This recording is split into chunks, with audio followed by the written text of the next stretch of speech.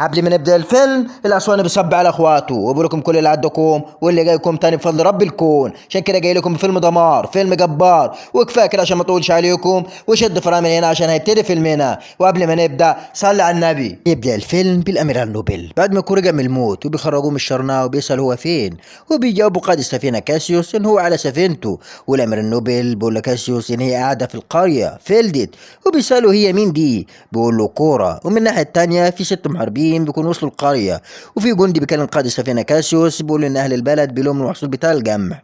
وقائد السفينة كاسيوس بيقول له ان هم هيوصلوا بعد 5 ايام. وبيظهر راجل آلي هنفهم حكايته بعدين. اهل القرية بيضيفوهم يعملوا لهم اكل ويشكروهم ان هم جايين لحمايتهم.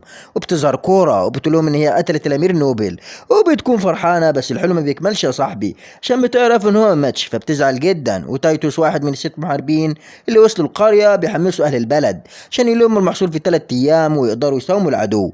وبتروح كولا تتكلم مع غانر وبيقول لها ان هو بيخاف اكتر من الاول، بس بيخاف عليها مش على نفسه.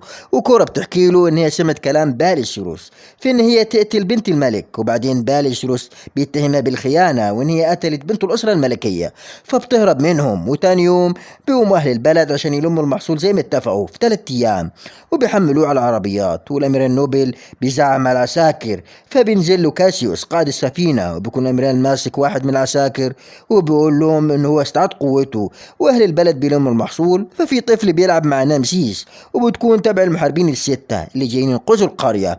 وتايتوس بيتوب من شرب الخمرة، وكاسيوس بيكلم احد الجنود، والجندي بيقول له ان هم شغالين طول الوقت وان هم كمان طحنوا الحبوب. والقرية بتكرم الست محاربين وبتدوا كل واحد فيهم هدية، وبيكونوا مبسوطين وبيرقصوا رقصة المجانين مع بعض. والراجل ده بيغني لكن صوته شبه الطريش على الجبل، لدرجة ان الآلي بيقول له يخرب بيت صوتك يا عم الحاج. وتاني يوم بيصحي البلد عشان يبدأ الشغل اللي بجد، وهو ان يدرب اهل البلد، وبيحفروا خنادق في كل مكان وبيعلمهم ضرب النار. وفي سفينة بيصلحوها كانت تبع العدو قبل كده. والست محاربين بيقعدوا مع بعض وكل واحد بيحكي حكايته. وبيبدأ اول واحد تايتوس ان هو رفض الاوامر بتاعتهم فقتلوا كل رجالته قدام عينيه. وبعدين ميلوس ان هم قتلوا كل شعبها، لولا المقاومة لحقتها كانت ماتت هي كمان. ونمسيس بتحكي ان شعبها كان مسالم جدا لكن برضه كلهم ماتوا، وسعد بعد كده للانتقام. وتراك بيحكي ان بمجرد موت ابوه هجموا عليهم، وامه رفضت الاستسلام وماتت، وانه هو هرب. واخيرا كورا فبتقول لهم ان هي يتيمة حرب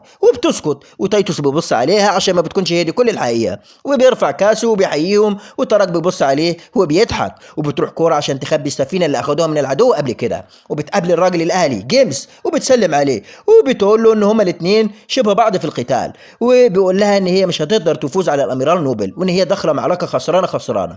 وواحد من اهل البلد بيكون بيزرع قنابل، والامير نوبل بيوصل والفيلم هيولع يا صاحبي. وبيعرفوا مكان الستات والاطفال والمحصول فين. وكوره بتحلق شعرها استعداد للحرب زي استعدادنا كده للعيد، وبتنزل السفن عليهم زي المطر من فوق. والاميرال نوبل بيتكلم مع كوره وبيقول لها ان هو هيسيب اهل البلد مقابل حاجه، الا وهي ان هي تيجي معاه وتعمل له المحصول كله، وان الجنود عارفين مكان الاطفال والستات، ولو ما عملتش كده هيموت اهل البلد. فبتودع صاحبها غنر، لكن بياخد المسدس بتاعها وبيضرب على جرس البلد، وبتكون هي دي الاشاره عشان يبداوا القتال مع الجماعه دول. وغنر بياخد كوره وبيجري على السفينه اللي مخبيينها. والاميرال بينزل نفق وكله بينزل تخبيط في كله يا اخواتي. والاميرال بيمسك واحد من اهل البلد وبينزل فيه تخبيط في السفينه بتاعته. وكوره هي وغنر بيحاولوا يخشوا بالمركبه بتاعتهم بالسفينه الام عشان يدمروها من جوه، وبيعملوا ان هم تبعهم وان هم احد جنودهم، وبيقدروا يخشوا السفينه الام فعلا عشان يدمروها. وتيتوس بيحفز اهل البلد على القتال، ونمسيس دراعها بيتقطع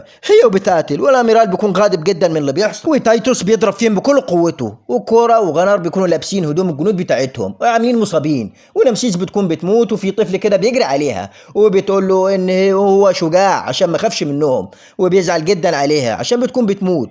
وتيتوس بيضرب فيهم ويكون فاكر ان هم قدروا يخلصوا عليهم، لكن بيندهش هو وطراق لما بيلاقي منهم الكتير. وكورا وغنر بيضربوا الجنود اللي جوه السفينه، وبتتفق معاه ان هو يرجع للمركبه بتاعته لحد ما تزرع قنابل من جوه. وميلوس بتضرب بكل قوتها، وكورا بتوصل للمحرك بتاع السفينه وتزرع فيه قنابل. وميلوس بتدمر مركبه منهم، واهل البلد معاها بيضربوا لحد ما بتتصاب. وكورا بتضرب في العساكر اللي جوه المحرك، وبيعرفوا ان هي جوه السفينه. والاميرال نوبل بيأمر العساكر ان هم يضربوا القريه طول ما كورا قاعده معاه على السفينه الام، وبيروح عشان يمسكها.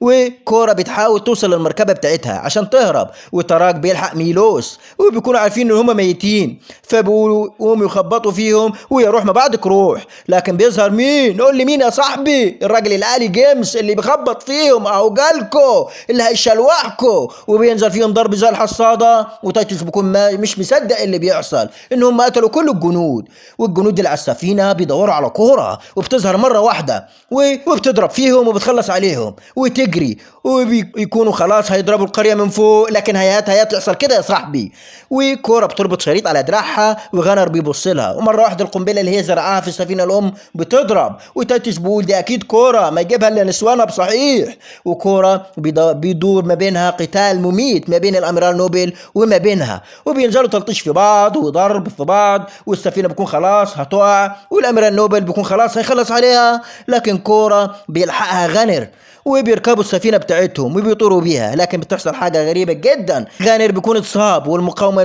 من المتمردين بيضربوا السفن والجنود الباقية، واهل القرية بيكونوا فرحانين عشان خلاص انتصروا على الاميرال نوبل. لكن غانر بيكون مات، وبتزعل عليه جدا كورة، وبيكرموهم بيولعوا فيهم. هو التكريم عندهم كده يا صاحبي، وما تسأليش ازاي عشان انا كمان مش عارف. وبيخلص فيلمنا، يا رب نكون امتعناكم. ما تنساش الاشتراك في القناة عشان يصلك كل جديد، والسلام عليكم.